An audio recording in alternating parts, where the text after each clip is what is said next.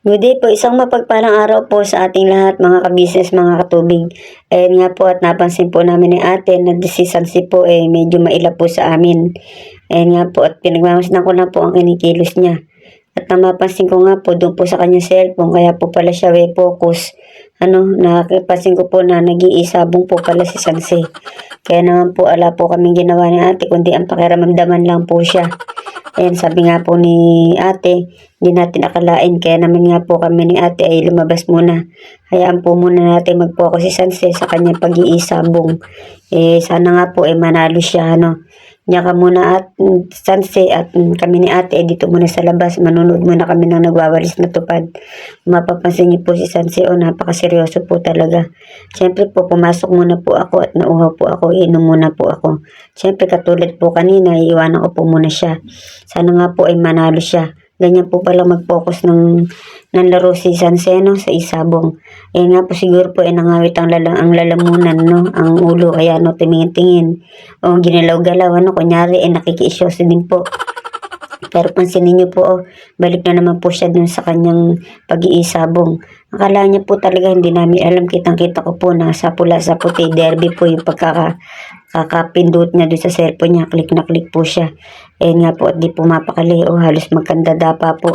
Ayan, nagubad po siya ng apron. Alam din po namin ni ate kung saan po yan pupunta. Ayan, kumuha po ng pera. O ano pa nga po ba ang gagawin yan? Magpapaload po yan. Tsak po nabitin po yan kanina sa pag-iisabong niya. Kami naman po, wala naman po problema po sa amin nila ate, ni Diche. Kung saan masaya si Sanse, mag-isabong siya na mag-isabong. Bahala po siya. At kami nga po ni ate, magsisimula na magtrabaho. Dumating na po ang mga basyo. Ayan, at hanggang ngayon ay ala pa po si Sanse sa pagkakapaload niya. Siyempre po, bitin po kanina. Kaya po nagpaload po yan. Ayan, at kinakamada na po ni ate ang mga galon po na kararating lang. Ayan, hanggang ngayon po wala pa rin si Sanse. Palagay ko po malaki po ang pinaload ni Sanse, para po hindi siya mabitin sa isabong. Ayan na nga po, nakita nyo naman mukhang successful po ang kanyang pagloload, Ayan, napakaseryoso po yung tao niyan ni Sanse.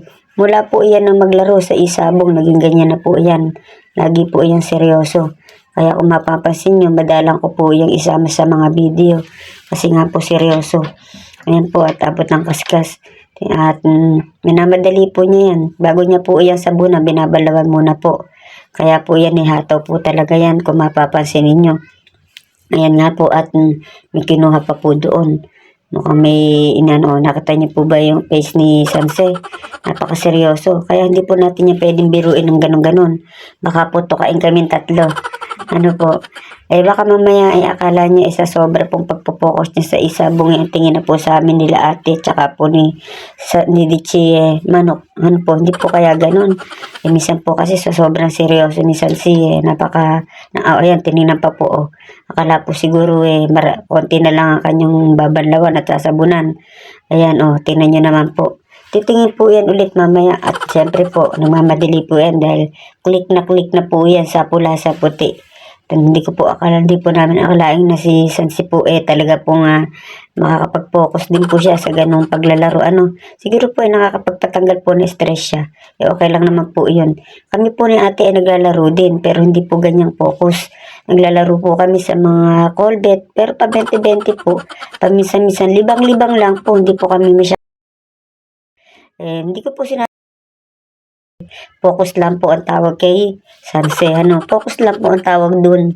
Hindi po tandaan po natin, focus lang ang tingin Focus lang po siya. Yun nga po talaga pong si Sanse po seryoso po sa kanyang pag-iisabong. Tayo naman po respetuhan, di po ba? Kung saan masaya ang bawat isa, bigyan po natin ng respeto.